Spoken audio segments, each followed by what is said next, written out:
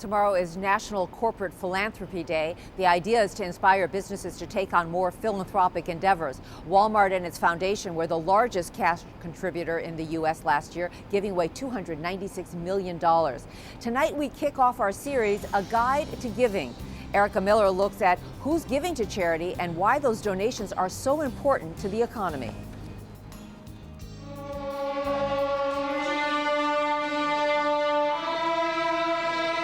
This honors violin class could be taking place in an exclusive private school, but it's actually at Mount Carmel Holy Rosary in East Harlem, one of the poorest neighborhoods in New York City. Thanks to the organization Education Through Music, children here have music class once or twice a week, where there was none before. Many students say the program has helped them improve their grades overall. In math, you learn beats and fractions, and music is all about that. My experience was better, and my schoolwork got better. Philanthropy is not just important to these kids, it's a vital part of the U.S. economy. The latest data shows that charitable giving totals nearly $300 billion a year and represents over 2% of gross domestic product. Studies show that about 7 out of 10 households contribute to at least one nonprofit each year. High-income families are responsible for about 2/3 of all household giving. Married couples give the most, and single men the least. Among households which give, the average total amount is roughly $2,000 a year. Patrick Rooney of the Center on Philanthropy at Indiana University says about 60% of that amount goes to religious organizations. Interestingly, the one area that is recession-proof, for the most part, is religious giving, so that people tend to give to their church or their mosque or their synagogue, regardless of where we are in the business cycle. On the corporate side, donations are typically linked to profits. Nationally, that giving has averaged 1% of pre-tax income a year, a level that has held steady over the past 4 decades. Among the most generous corporations is the 5% Club. 3M, Target, and other Minneapolis-St. Paul-based firms have been giving that percentage since the 1960s. The biggest beneficiaries of U.S. corporate giving are health organizations, followed by education.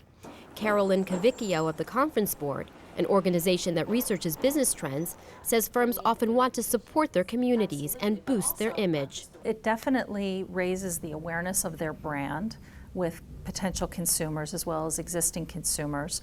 If they support a cause or an issue, if they engage in cause-related marketing, companies have seen pretty much across the board an uptick in sales or an uptick in awareness of the company.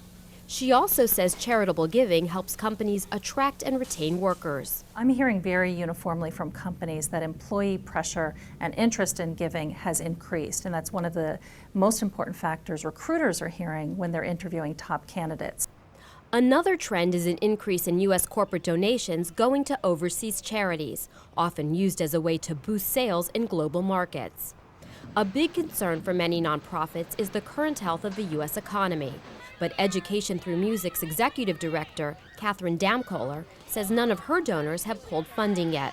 When they see that we are fiscally responsible, when they see that 81% of our money goes to our children, when they see the results, that at the end of the day music education supports learning, they really are very happy about investing. However, experts warn if there is a recession, many nonprofits will likely take a hit. What we've seen historically is that during recessions, total giving tends to decline, at least in inflation-adjusted dollars. It tends to fall between 1 and 5 percentage points each year of a recession. There is also increasing competition for fundraising dollars. That is leading many organizations like Education Through Music to do their best to strike a chord with potential donors. Erica Miller, Nightly Business Report, New York.